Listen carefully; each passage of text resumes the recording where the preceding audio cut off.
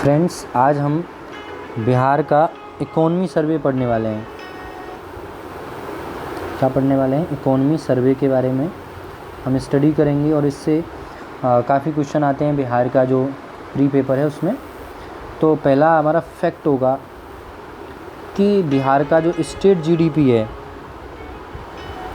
उसको कहते हैं gross state domestic product, GSDP. उसके अंदर क्या हुआ? 2.5% की वृद्धि देखी गई। कितने?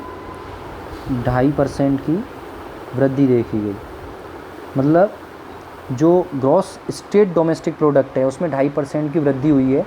मतलब अगर जैसे उसका पिछले साल जीडीपी अगर 100 था तो अब वो कितना हो गया है? 102.5 हो गया है। कितना? 102.5 हो गया है। मतलब हर 100 रुपये पे 2.5 रुपये जो है बढ़ गया। जबकि अगर इंडिया के लेवल पर अगर हम बात करें तो इंडिया के लेवल पर जो स्टेट जीडीपी है उसमें 7.2% की गिरावट आई। भारत का जीडीपी 7.2% गिरा, वहीं बिहार का जीडीपी जो है वो 2.5% क्या हुआ? इंक्रीज़ हो गया। ठीक है, कितना इंक्रीज़ हो गया? 2.5%। दूसरा, अगर हम इसको इन टर्म ऑफ परसेंटेज के अलावा न्यूमेरिकल वैल्यू के रूप में देखें तो स्टेट का जो जीडीपी है वो कितना है बिहार का? तो वो है 618 करोड़। कितना? 61,863 करोड़। अब इसको याद कैसे कर सकते हैं? हम इसको याद कर सकते हैं कि देखो 6 का मल्टीप्लाई अगर 3 से करेंगे तो कितना आएगा? 18, और ये 6 शुरुआत में होगा तो 618 63। एक बार पीटी में पूछा जा चुका है पहले सवाल कि उसका स्टेट जीडीपी कितना है, तो 618 61,863 करोड़, 6 18 63।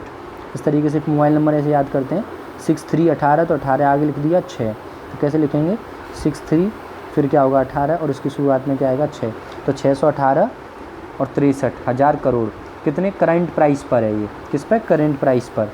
लेकिन अगर हमें इसे 2011-12 के बेस ईयर को अकॉर्डिंग अगर महंगाई को शामिल नहीं, करंट प्राइस का मतलब महंगाई शामिल है उसमें, अगर हम महंगाई शामिल नहीं करें तो उसका जो जीडीपी है वो कितना है? 419। ठीक है, 419 और 88,000 करोड़, 41,988 करोड़ जो है इसका क्या है? जो है करंट प्राइस पे नहीं, स्थिर प्राइस पे, कांस्टेंट प्राइस पे है। 41988। ठीक है। अगर हम बात करें कि पर कैपिटा, अगर हम उस कैपिटा को अगर हम ये देखें पर कैपिटा जीडीपी कितना है, स्टेट जो है जीडीपी कितना है, हर पर्सन के हिसाब से कितना जीडीपी होगा, अगर इस हिसाब से देखा जाए तो कांस्टेंट प्राइस पे है 34,314। 34,314। ठीक, कितना है? 34,314। ये कितना है? कांस्टेंट प्राइस पे है। तो इसको याद कैसे करेंगे? इसको याद करने का तरीका है, तो देखो 3 फिर 3 फिर 4 फिर 14, तो 34,314 34,314। कैसे याद करेंगे? 34,314, 34,000 करोड़ के लगभग है, 34,314। ठीक है, ये तो कांस्टेंट प्राइस पे हो गया। अगर हम बात करें कांस्टेंट प्राइस के अलावा करंट प्राइस पे तो 50 और 555। ठीक है, 50,555 करोड़। उसका कितना था? 34,314 करोड़। तो हमने क्या कौन सा फैक्ट पढ़ा? एक तो हमने पढ़ा कि स्टेट का जो जीडीपी है वो कितने परसेंट बढ़ गया है, तो स्टेट का जीडीपी कितना बढ़ गया है? 2.5% बढ़ गया है। जबकि भारत के जीडीपी में कितनी कमी आई है? 7.2% की कमी देखी गई है भारत के जीडीपी में। अगर न्यूमेरिकल टर्म में देखेंगे तो हमने देखा था 63, इसका मल्टीप्लाई किया गया 18, ये 6, तो 618.63। अगर करंट प्राइस पे देखेंगे तो 41,988 करोड़। कितना? 41,988 करोड़। अगर पर कैपिटा हम जीडीपी की बात करें कि जीडीपी कितना आएगा, हर बंदा कितना डोमेस्टिकली प्रोडक्ट करता है, अगर हम करंट प्राइस पे देखेंगे तो कितना आएगा? 34,314। कितना? 34,314। जबकि अगर हम करंट प्राइस पे देखेंगे तो कितना होगा? 50,555। ठीक है। अब नेक्स्ट अगर हम बात करें कि जो बिहार का जो प्राइमरी सेक्टर है उसमें 2.3% की क्या हुई है? वृद्धि हुई है। कितने परसेंट की? 2.3% की। ठीक है, कितने परसेंट की? 2.3% की। जबकि जो सेकेंडरी सेक्टर है उसमें 4.8% की, और टर्सरी जो सेक्टर है उसमें 8.5% की वृद्धि देखी गई। ठीक है, अब इसे याद कैसे कर सकते हैं, देखो इसको क्रम में लगाएंगे हम। देखो अब इसको याद करने का बहुत अच्छा तरीका है। देखो 2 का 2 गुना कितना होता है 4, 4 का 2 गुना कितना होता है 8, तो 2 4 8 ऐसे याद रख सकते हैं। 2 से आगे 3 आता है, 4 is to 8, और 5 और 3 क्या होता है 8 होता है, तो हम ऐसे भी याद कर सकते हैं, तो 3 2 5 8।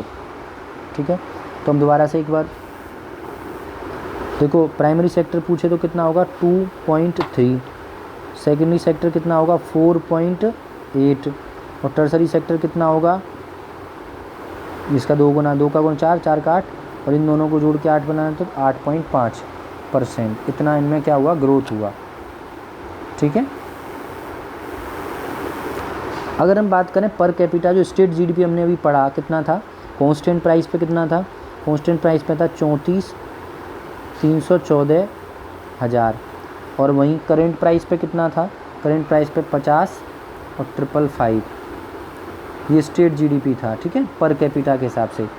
अब ये पर कैपिटा के हिसाब से सबसे ज़्यादा कहाँ पर है, मतलब सबसे ज़्यादा जो पैसा है पर ईयर कहाँ के लोग कमाते हैं, तो पटना के लोग सबसे ज़्यादा पर कैपिटा जीडीपी में कंट्रीब्यूशन पटना के लोगों का है। ठीक है, लगभग 1,31,000 रुपये वो कमाते हैं पर ईयर। और सबसे कम कहाँ का है, शिवहर डिस्ट्रिक्ट का है। कहाँ का है, शिवहर डिस्ट्रिक्ट। ये शिवहर डिस्ट्रिक्ट कहाँ पड़ता है, ये पड़ता है पूर्वी चंपारण के बराबर में। कहाँ पड़ता है, पूर्वी चंपारण के बराबर में पड़ता है शिवहर डिस्ट्रिक्ट। और पटना का सबसे ज़्यादा स्टेट जीडीपी है, तो उसकी कैपिटल भी है। और करेंट प्राइस पे कितना है 50,555, और स्थिर कीमतों पर जीडीपी 34,314। कितना परसेंट बढ़ा है, 2.5% की गति से बढ़ रहा है।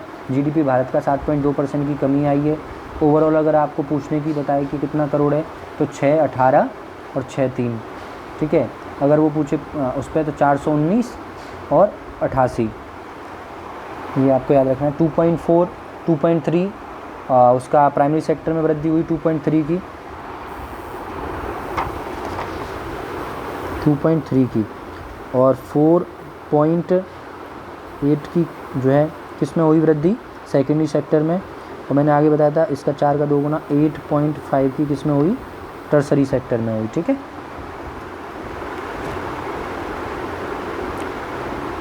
नेक्स्ट अगर हम बात करें इन्फ्लेशन के बारे में, बताया गया इकोनॉमी सर्वे में इन्फ्लेशन का स्टेटस क्या है। तो इन्फ्लेशन मैंने देखा कि रूरल एरिया में इन्फ्लेशन जो है वो कितना है, रूरल एरिया में है 2.8%। कितना है, 2.8% है।